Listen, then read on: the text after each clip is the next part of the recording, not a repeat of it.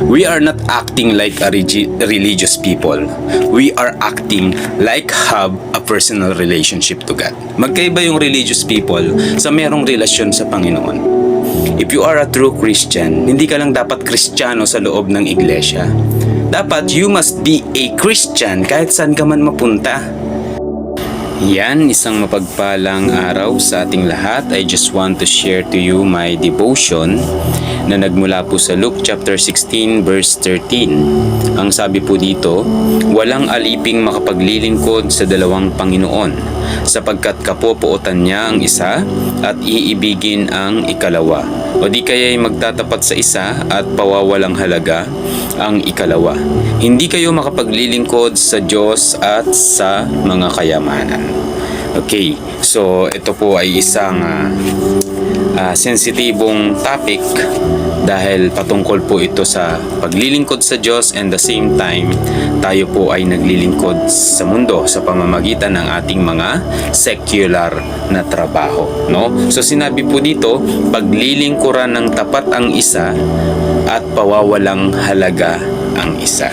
So this point is we need wisdom, we need understanding na i-a-apply po natin dito is yung there is a time for everything. Kung mapapansin po natin in the Old Testament, nung time na likhain ng Panginoon ng mundo, siya po ay nagpahinga sa ikapitong araw, no? So ibig sabihin we have 6 days para gawin lahat ng ating pinagkakaabalahan, pero yung isang araw dapat nating ipahinga.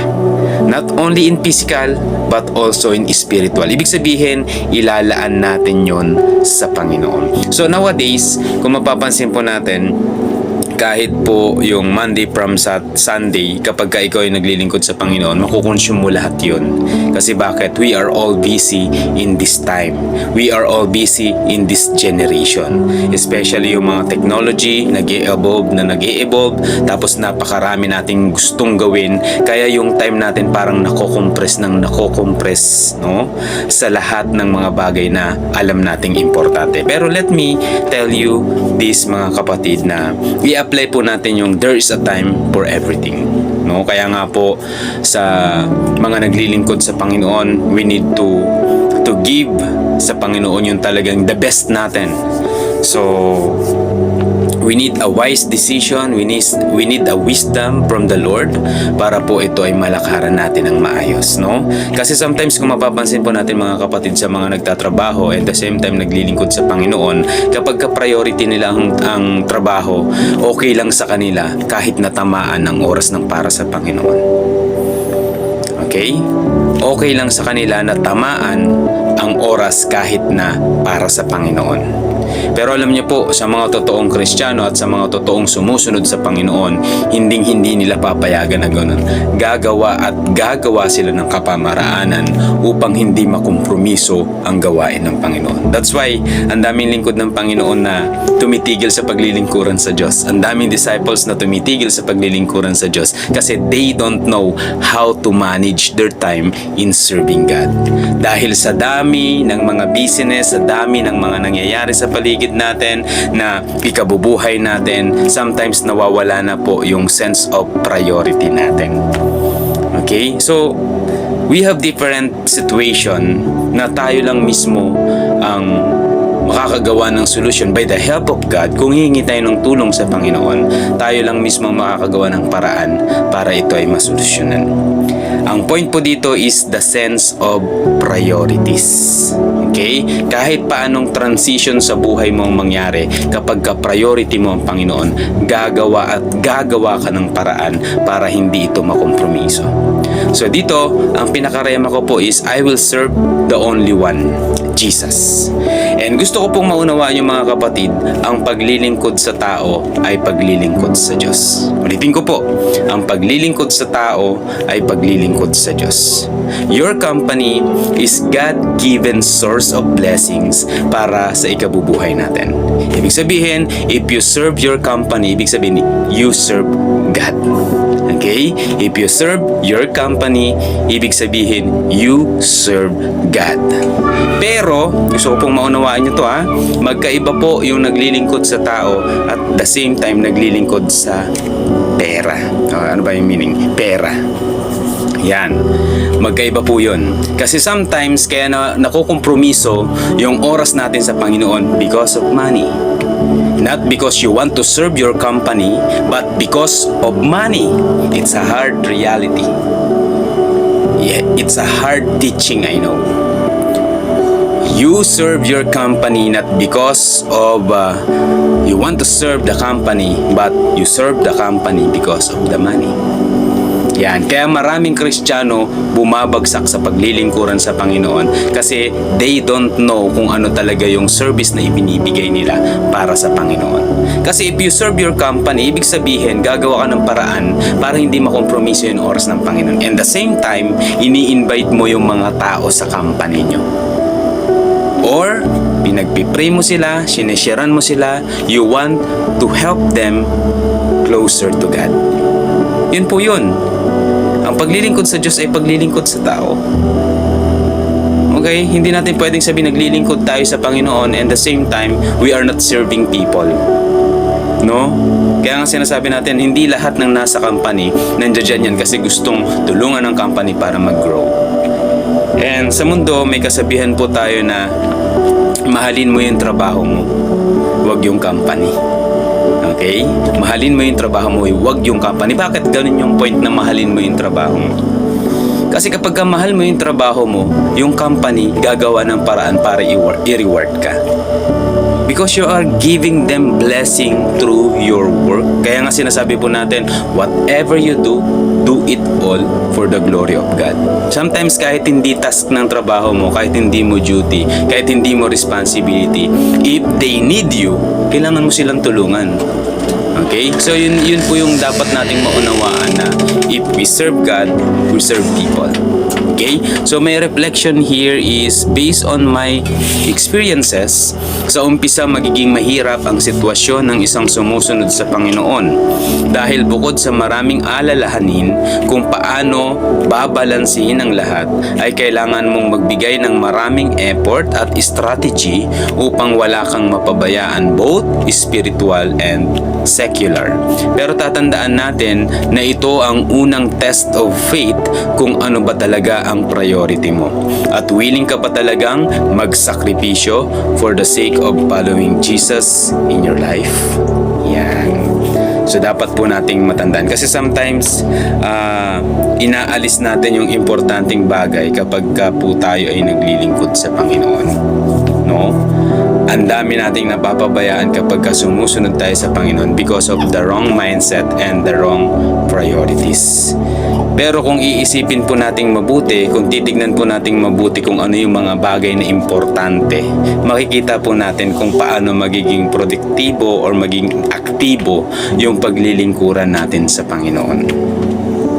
Marami po okay? Marami po kasing situation na kailangan nating balansehin yung pamumuhay natin when it comes in serving God, and the same time kailangan mo ring mag-serve sa pamamagitan ng secular. Tandaan niyo po ito, hindi tayo makapag-win ng mga secular na tao or ng mga taong wala sa Panginoon kung hindi tayo makikibagay sa kanila. If we are not be the light of this world. Okay? Kasi gusto natin makilala ng mga tao ang Diyos sa pamamagitan po ng ating pamumuhay. So kung hindi tayo makikidwell sa mga secular people, kung hindi tayo makikidwell sa mga taong walang pananampalataya, how can they know God? Ang point po kasi dito ganito, if you are a true Christian, hindi ka lang dapat Kristiyano sa loob ng iglesia. Dapat you must be a Christian kahit saan ka man mapunta. Ang nangyayari po kasi ganito, kapag ka nasa church, Kristiyano, pero kapag ka nasa labas, compromiser. Parang hindi na Kristiyano. Yun po yung maling nangyayari. Kaya nga po sinasabi natin from the start, serving God is serving people. Sa paanong paraan? Kailangan mo ba palaging pinagbubuhat, tinutulungan? No. Serving people means you need to be the salt and light sa harapan nila. Kailangan patuloy ka nagliliwanag, not just to share the gospel, and the same time nagsishare ka ng gospel pero yung pamumuhay mo hindi nila makitang tama. Yung pamumuhay mo, hindi ka makapagbigay ng example kung ano ba yung dapat na pagsunod sa Panginoon. Oras ng linggo, hindi mo kayang manindigan para sabihin na Sunday is for the Lord. No? Tapos sasabihin natin, ay, nagpa-overtime kasi yung boss ko.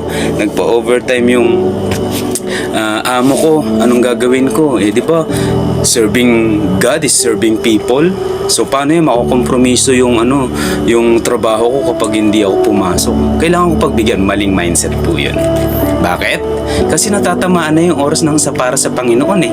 Hindi ka naninindigan, hindi ka nagiging salt, hindi ka nagiging light. Kasi bakit? Hindi ka nag-i-stand eh. Hindi mo pinapakita sa mga tao kung gaano kahalaga yung oras na para sa Panginoon. Yan, dapat maunawaan po natin yun mga kapatid ha. Kasi, alam niyo po, ganito, God knows your heart. Alam ng Panginoon kung ano yung puso mo. Alam ng Panginoon kung ano yung motibo mo. Alam ng Panginoon kung ano yung kondisyon ng buhay at ng puso mo. Doon siya nakatingin sa puso. Marami kasing cases, maraming situation eh. Sometimes ginawa mo ng lahat pero hindi mo talaga nagawa for the sake na kailangan mong makisama dun sa tao. For example, ito, punta tayo sa mga estudyante.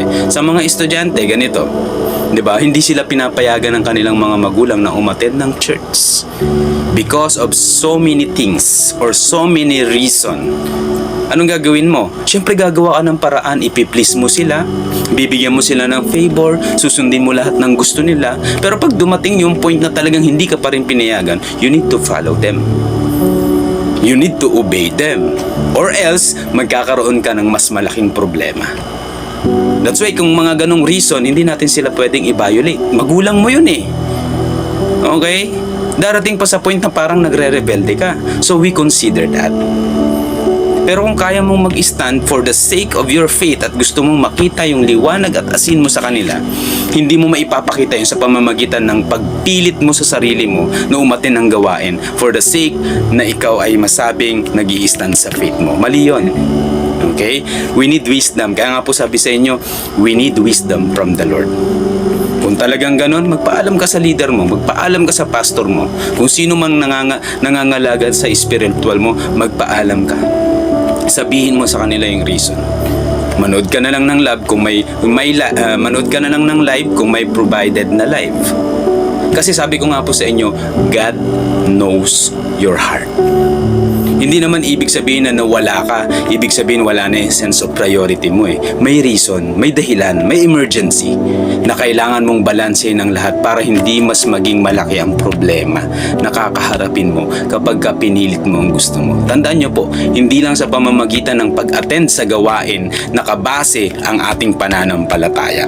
Hindi lang sa pag-attend ng gawain nakabase ang maturity natin.